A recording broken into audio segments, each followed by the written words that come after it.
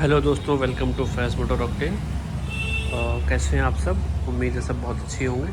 आज मैं आपके साथ कुछ क्रेटा अपनी एसएक्स पेट्रोल मैनुअल जिसके कुछ 3 नेगेटिव पॉइंट्स बड़े ढूंढ के निकाले, जो कि कुछ पॉइंट इसमें रिजेक्ट किए जा सकते थे, लेकिन कुछ ऐसे थे कि उसको Hyundai को ध्यान देना चाहिए, जिसकी वजह से मुझे लगता है उनका और भी प्रायोरिटी अच्छी हो सकती है और भी उनकी सेल अच्छी हो सकती है। तो मैं 3 डिसएडवांटेज या 3 नेगेटिव पॉइंट की बात करता हूँ Hyundai क्रेटा में।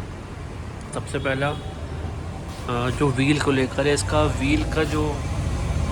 इसका जो ये गैप है ना, ये बहुत कम होता है। तो अगर गाड़ी फुली लोडेड हो जाती है तो फ्रंट व्हील है, अगर हम आपको रियल व्हील दिखाते हैं, ये देखिए रियल व्हील पे गाड़ी बिल्कुल फ्री खड़ी है, कोई बैठा नहीं है। जब गाड़ी पूरी लोडेड हो जाती है तो ये बिल्कुल, मुझे लगता है सिर्फ 2 इंची का यहाँ पे गैप आता है।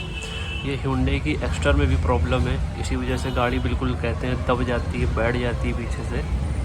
तो Hyundai को इसके शॉकर पे काम करना चाहिए और इसके सस्पेंशन को थोड़ा सा अपराइट पे पोजीशन करना चाहिए। फ्रंट एंड राइट दोनों को साइड से देखते हैं, ऊपर से तो गाड़ी काफ़ी दबी दबी बैठी हुई लगती है और गाड़ी में भी कोई नहीं है। अगर गाड़ी कोई मतलब खाली हम लोग चला रहे हैं, 5 सीट पूरी है, फुल गाड़ी विद लगेज के साथ अगर चल रही है तो इसमें गैप ही नहीं रहता। तो उसकी वजह से मुझे ऐसा चलाने में लगता है, हालांकि 17 इंच के व्हील है, तो उसकी वजह से ये लगता है कि थोड़ा सा सस्पेंशन और बेहतर हो सकता है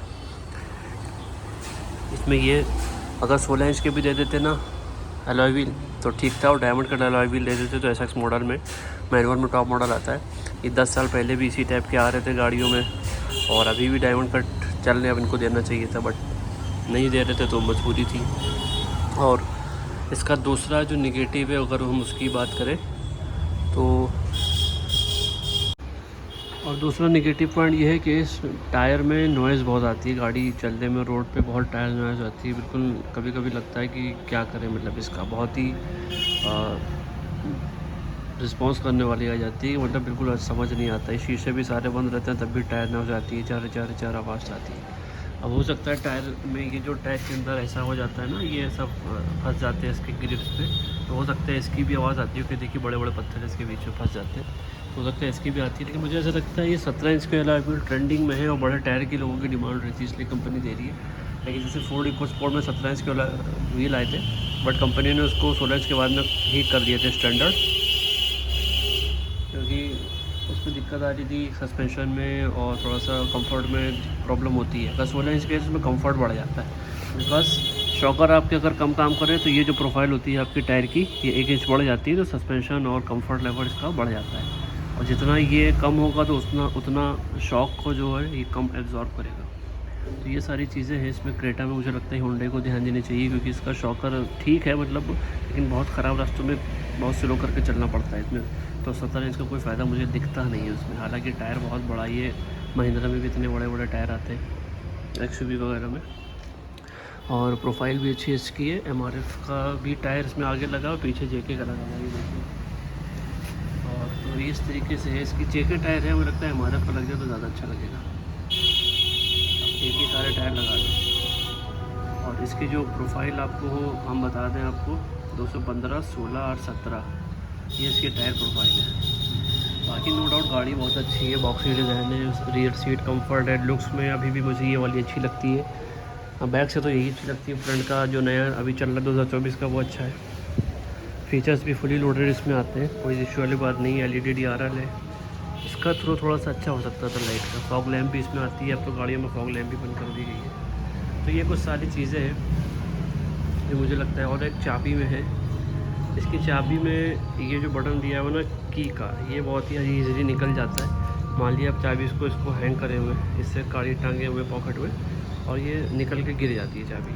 इसका बटन बहुत ही छोटा सा दिया हुआ, ज़रा सा प्रेस होते ही चाबी निकल आती है। ये तो इसका निगेटिव पॉइंट है, ढूंढ के निकाल लें। हालांकि क्रेटा में कोई 1-2 के अलावा निगेटिव कोई दिखता नहीं है। और सबसे बड़ा निगेटिव तो पेट्रोल है भाई साहब इसका। कोई भी क्रेटा लेना क्रेटा लेना चाहता है तो भैया मैं उससे रिक्वेस्ट कर रहा हूँ हाथ जोड़ के, उसका अगर आपको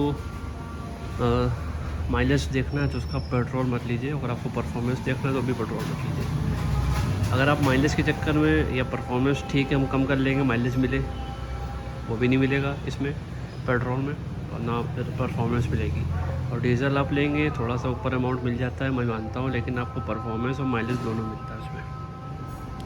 तो ये सब सारी चीज़ें हैं क्रेटा में जो मैंने 1 साल के बाद रियलाइज़ करी कि क्रेटा को पेट्रोल में कभी नहीं लेना। एक्चुअली क्रेटा क्या, हुंडई की गाड़ी पेट्रोल में लेना ही नहीं चाहिए मेरे हिसाब से।